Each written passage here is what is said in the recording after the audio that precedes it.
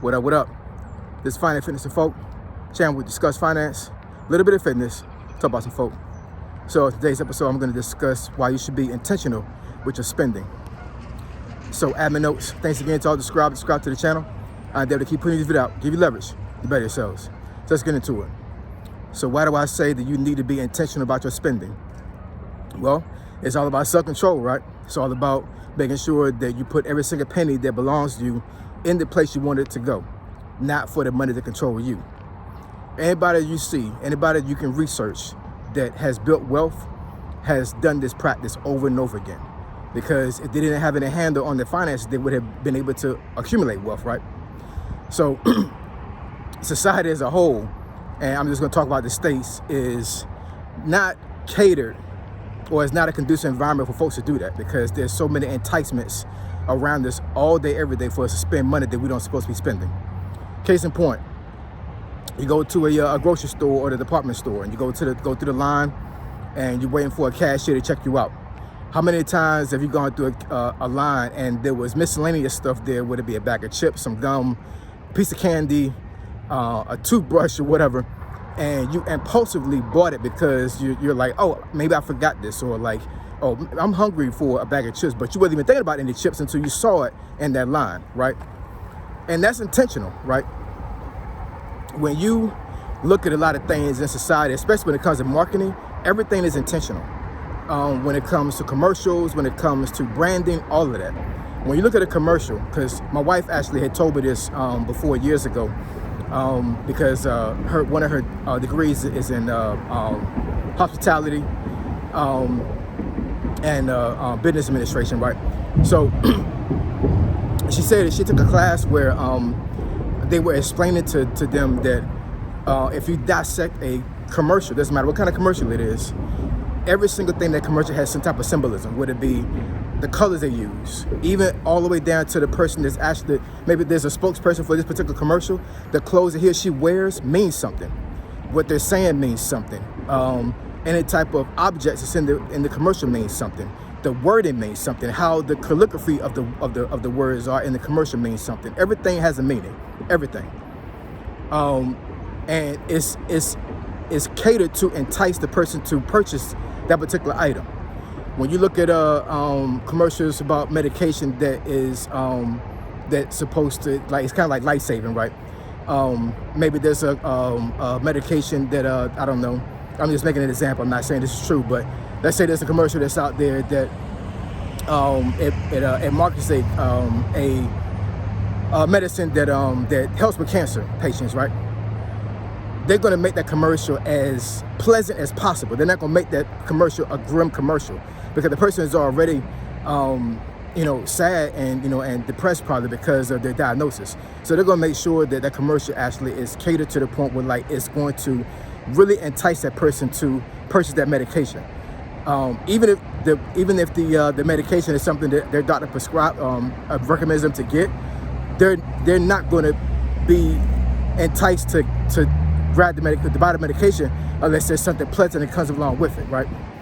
So I'm saying all this as a backdrop to, it's hard to be intentional with your spending, but you have to do that in order for you to be successful in building wealth and saving money, right?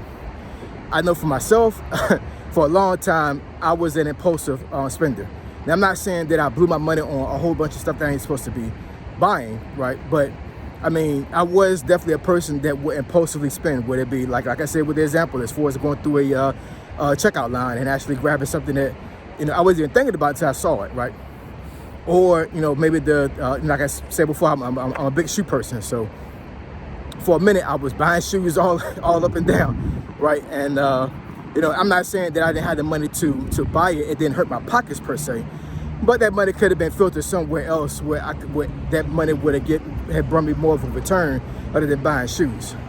And I'm saying buying shoes as far as like shoes that I was going to wear personally. Now, on the other end, I have bought a whole bunch of shoes that were worth more than what I bought them for. That was an investment. And I've done a couple of commercials on shoes. Maybe I'll do that. Do another, not a commercial. Maybe I'll do a commercial with affiliate market with this channel one day, right? But I've done a couple of videos on shoes, so maybe I'll do another video and actually explain like how lucrative selling shoes can be. Even though the market is kind of crazy right now because inflation is crazy right now, and a lot of folks not really thinking about buying shoes. But it can be a very good market for you to get into when it comes to buying shoes that are worth money to be able to resell shoes and build some wealth for you, right? But being intentional with your spending is like one of the main things you need to do when it comes to building wealth, right? And the only way you're gonna be able to do that is to have discipline and build a plan for yourself, right? Be able to, put something in place where you're not going to fall off when it comes to doing stuff like that. Because it's 2024, and I'm telling you right now, it is going to be a market boom, I believe, based off of the housing market, like I said before.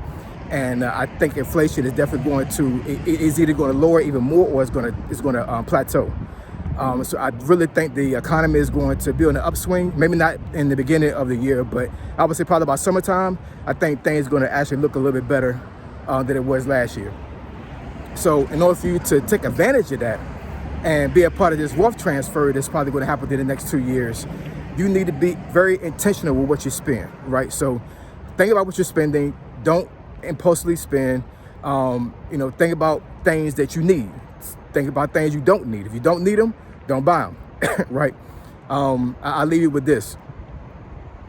Like I said before in another video, I believe I had said that I never understood how I can go to a apartment complex and see a high price Benz, a BMW, a Range Rover, and the person is in an apartment.